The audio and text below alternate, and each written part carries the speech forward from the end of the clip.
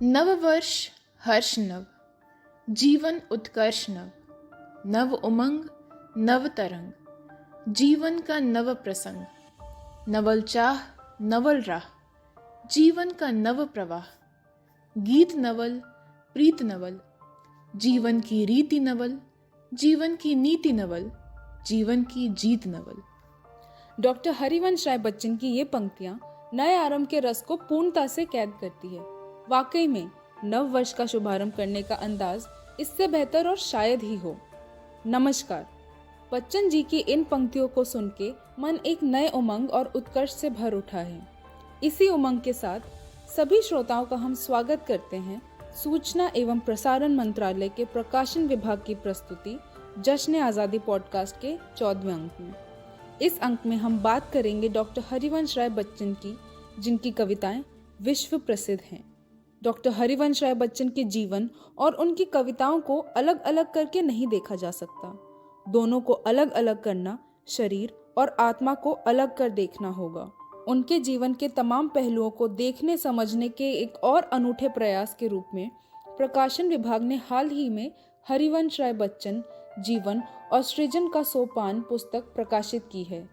ये पुस्तक उनके जीवन के अनेक ऐसे पक्षों पर प्रकाश डालते हैं जिसे पढ़कर आश्चर्य मिश्रित अनेक भावों का आगमन होता है।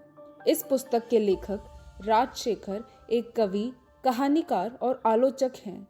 उन्होंने हरिवंश राय बच्चन की आत्मकथा पर पीएचडी की उपाधि प्राप्त की है।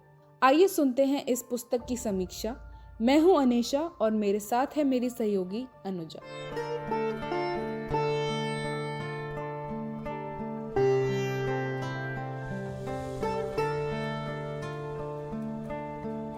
डॉक्टर हरिवंश राय बच्चन हिंदी साहित्य आकाश का वो तारा हैं जिन्होंने अपने रचना कर्म से एक अक्षय स्थान बना लिया। एक अदम्य जिजीविषा और जुझारूपन से भरा व्यक्तित्व जो संघर्ष और परिश्रम से कभी भी घबराया नहीं, वरन जो कुछ भी सामने पड़ा उसका डटकर सामना किया। इन्हीं परिस्थितियों ने उनके उस व्यक्तित्व का निर्माण किया जो आज हमारे सामने एक साहित्यिक, एक रचनाकार के रूप में है। लोग डॉक्टर हरिवंश राय बच्चन और मधुशाला को एक दूसरे का पर्याय मानते हैं।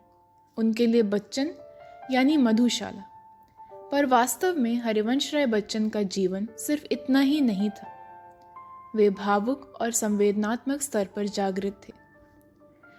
पुस्तक हरिवंश राय बच्चन जीवन और सृजन का सोपान में बच्चन जी के आरंभिक जीवन, उनके निजी और सामाजिक व्यक्तित्व, अनुभवों, रचना प्रक्रिया और कवि के रूप में लोकप्रियता पर रोचक जानकारियां हैं।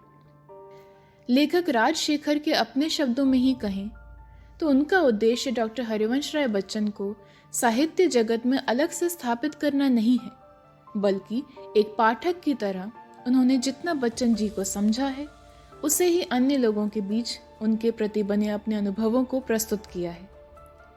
बच्चन जी के रचनाकार व्यक्तित्व पर उनके जन्म स्थान और सामाजिक परिस्थितियों के प्रभाव की बात हो या समाज द्वारा स्थापित उस मर्यादा की जो मनुष्य विकास में बाधक हैं, जिनका बच्चन जी ने सदैव बहिष्कार किया, ऐसे कई पहलुओं के माध्यम से लेखक ने बच्चन जी के जीवन को समझने का प्रयास किया है। बच्चन जी की लोकप्रिय कविताएं और कुछ दुर्लभ तस्वीरें इस पुस्तक को और भी अनोखा बनाती हैं।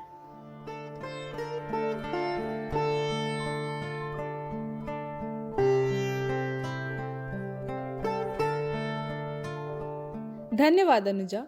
प्रकाशन विभाग के लिए भी ये नवल प्रयोग और प्रयास है, इस विश्वास के साथ कि ये पुस्तक आम जनता के साथ डॉक्टर हरिवंश राय बच्चन को करीब से समझने के इच्छुक लोगों के लिए कल्प वृक्ष समान महत्वपूर्ण साबित होगी।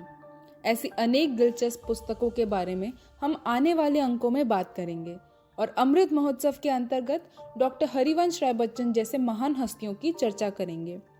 आशा करते हैं कि हमारा ये अंक आपको पसंद आया होगा। प्रकाशन विभाग की पुस्तकों और पत्रिकाओं की जानकारी के लिए आप हमें ट्विटर, इंस्टाग्राम और फेसबुक पर फॉलो कर सकते हैं या लॉग ऑन करें www.publicationsdivision.nic.in पे। आज के अंक में इतना ही। अब इजाज़त दीजिए हमें। मिलते हैं पॉडकास्ट के अगले अंक में। नमस्कार।